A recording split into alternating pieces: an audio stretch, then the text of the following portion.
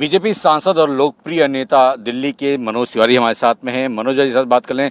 आज जन्मदिन है उस लोकप्रिय नेता का जो देश में सबसे चहेता है, देश का इंटरनेशनल में भी इसका नाम हो रहा है, नरेंद्र मोदी।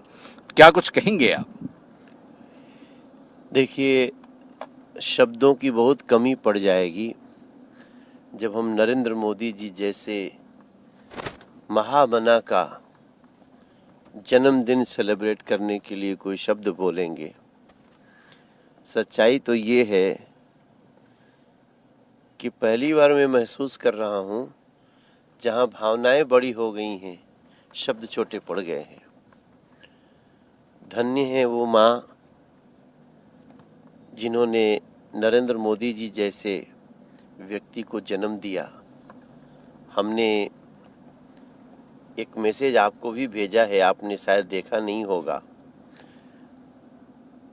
कि एक प्रकार से देखिए तो एक ऐसी कहानी है नरेंद्र मोदी जी के रूप में जिसको जब याद करना शुरू करते हैं हम,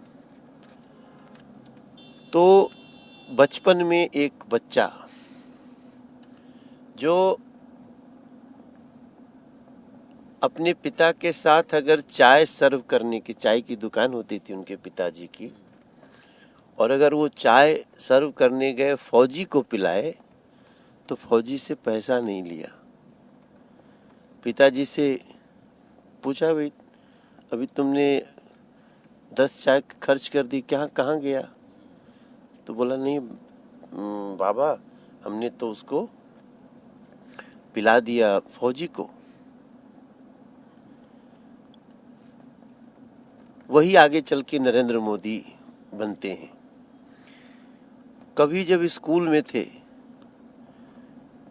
तो जिस बच्चे को टीचर सिर्फ इसलिए नहीं बैठने देते कि उसका कपड़ा नहीं है,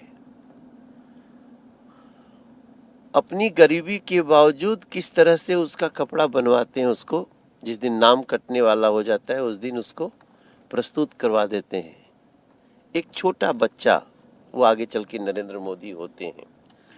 तो ऐसी स्थिति में हम आप जो भी हैं, इस भारत के सच्चे सपूत की जो कहानी है, जो हम लोग देखते रहते हैं, बचपन में अगर घर में कोई खाना खा रहा है तो सबको खाना खिला के ही और खुद खाना खाना है।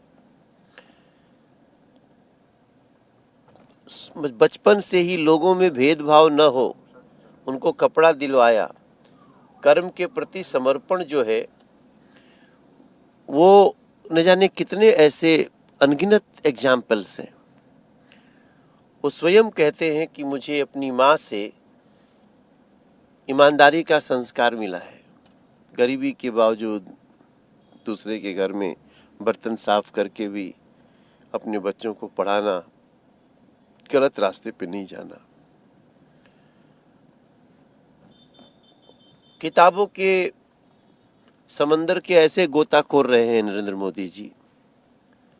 विवेकानंद जी को बचपन से पढ़ते थे, तो हिमालय की गोद में भी उनका समय बीता है। अब ये एक सब कुछ सुनते हुए ऐसा लगता है कि एक दैवी शक्ति है उनके ऊपर, जो उनको बचपन से लेकर युवावस्था तक बड़े संस्कारिक ढंग से भारत के प्रधानमंत्री पद की तरफ ले गई है। हमें आज नरेंद्र मोदी जी के जन्मदिन पर हम यही प्रार्थना करते हैं कि हे भगवती विंध्यवासिनी, हे माँ वैष्णो देवी, हे मैहर वाली माँ शारदे, अगर हमने जीवन में आपके गुणगान किए, आपके गीत गाए, तो उस नाते अगर कुछ बनता है तो नरेंद्र मोदी जी को उत्तम स्वास्थ्य, लंबी आयु और भ्रष्टाचारियों के सामने ऐसे ही अडिग होकर उसका रास्ता निकालते रहने की शक्ति देना। रास्ता निकल तो रहा, लेकिन विपक्षी जो है निशाना अभी भी चूकने से बाज नहीं आ रहे, लगातार निशाना साध रहे हैं। नहीं, विपक्ष का काम क्या है?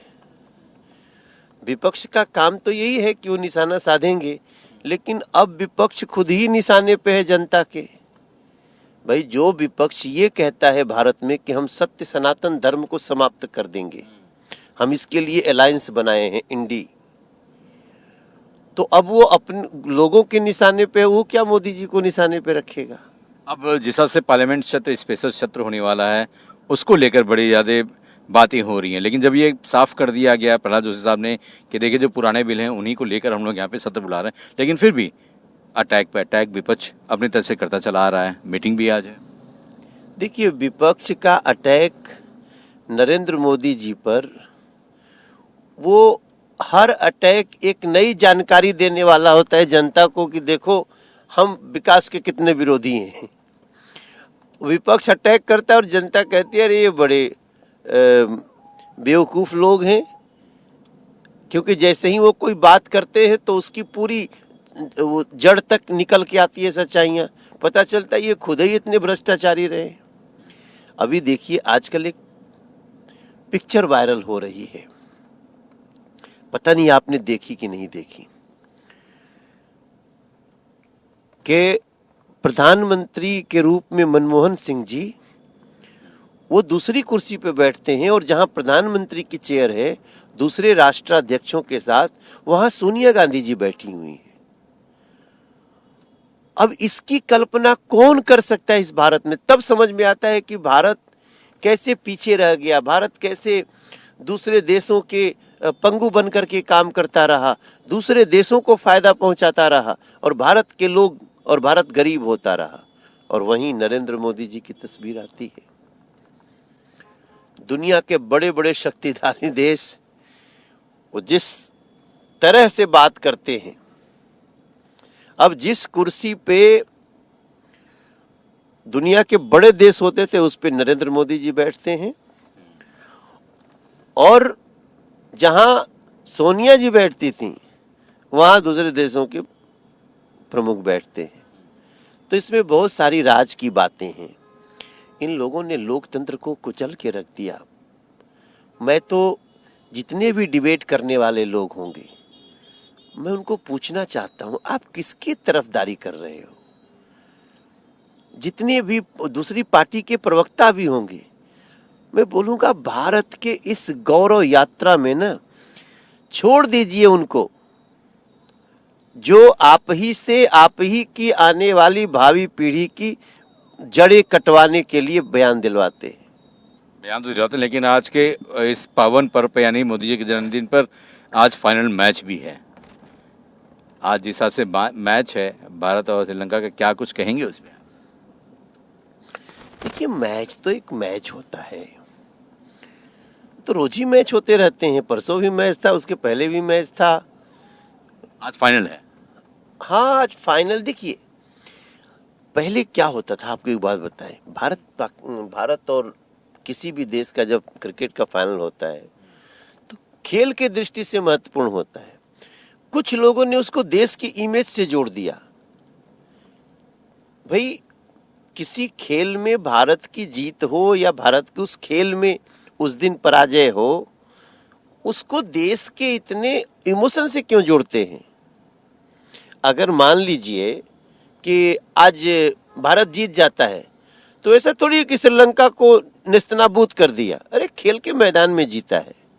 या अगर श्रीलंका ही जीत जाए तो उसको इतनी ऐसा नहीं बनाना चाहिए कि उसमें देश की जीत और हार है। उस खेल में जीत और हार का दिन है। बट मुझे अच्छा लगेगा आज भारत जीते। दोनों टीमें बहुत मजबूत हैं। पिछला मैच श्रीलंका को हरा भी चुकी है भारत की टीम, और भारत की टीम इस समय अच्छा खेल रही है, कभी कभी लुढ़क भी जाती है। चलिए, एक लास्ट सवाल, यशु भूमि को लेकर उद्घाटन भी जिस पीएम मोदी आज उद्घोषण करेंगे, तमाम फिर से एक नया तोहफा जन्मदिन के भी मौके पे दे रहे हैं। आप देखिए, जो कन्वेंशन सेंटर जो बन रहा है द्वारका में, मुझे वहीं जाने के लिए सारी व्यवस्था बताई गई थी, लेकिन मैंने अपने क्षेत्र में करीब 1000 लोगों को इकट्ठा किया है। हम अपने क्षेत्र के लोगों के साथ बैठ के देखना चाहते हैं। मैंने डिसाइड किया, इट वाज नॉट इजी। देखो, सबका मन होता है कि पीएम के साथ ही खड़े हों, जहां पीएम है वहीं बैठे रहें। मेरा थोड़ा मैं अलग सोच रहा हूँ। मैंने कहा प्रधानमंत्री जी आज कन्वेंशन सेंटर जो इस देश का एक यूनिक प्रोजेक्ट है, मतलब उसको हम शब्दों से बोले ना, वहां कम से कम 5 लाख लोग एक साथ काम करेंगे और वो 5 लाख रोजगार होंगे, रोजगार नए सृजित हो रहे हैं। तो वो कितना बड़ा चीज है, ये इस देश के लोग सोच ही नहीं सकते थे कि ऐसा भी होगा। तो आज वो उसका एक पार्ट आज शुरू हो रहा है। वहां प्रधानमंत्री जी जाएंगे और 12:10 तक प्रधानमंत्री जी देश के लोगों को संबोधित भी करेंगे। और एक ऐसा प्रधानमंत्री जी जो कर के तब बोलते हैं, नहीं तो बहुत सारे लोग यहाँ हुए जो खाली बोलते ही रहे, देखेंगे, देखना है, देखना चाहिए। और प्रधानमंत्री जी ने करके दिखाया, करके बताया और करके बहुत सारे देशों को सिखाया। इसलिए आप सोचिए 20 से ज्यादा देशों ने अपना सर्वोच्च सम्मान नरेंद्र मोदी जी को दे दिया, आपको पता होगा। तो आई एम सो हैप्पी आज, मतलब मुझे आज ऐसा लग रहा है कि वो कहते हैं ना कि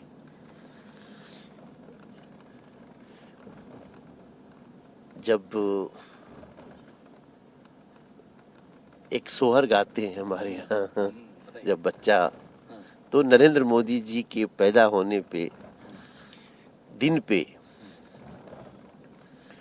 मिली जुली गावे के बधैया बधैया गाव, सोहर बधैया गाव, सोहर हो आजे देशवा के मिलले मोदी रतनवा त देशवा के सु मनवानु हो, हिलल ना मीटल गरीबन के वो, मीटल गरीबन के वो, खराब दिनवा त खिलले हो सु मनवानु हो, हिलल ना देश दुनिया गावता गनवा कि मोदी जसरा तनवानु हो। तो ये अपने मनोज तिवारी जी का, और आज मोदी जी के जन्मदिन पर उन्होंने तमाम तरह से बातें भी की और विपक्ष पे निशाना साधते हुए कहा कि उनका काम है, लेकिन मोदी जी का नाम उससे बड़ा है और उनका काम देश नहीं विश्व ही जान रहा है और उनके नाम की डंका बजा रहा है। कैमरामैन हिमांशु नेगी के साथ अजीत श्रीवास्तव, इंडिया न्यूज़, दिल्ली।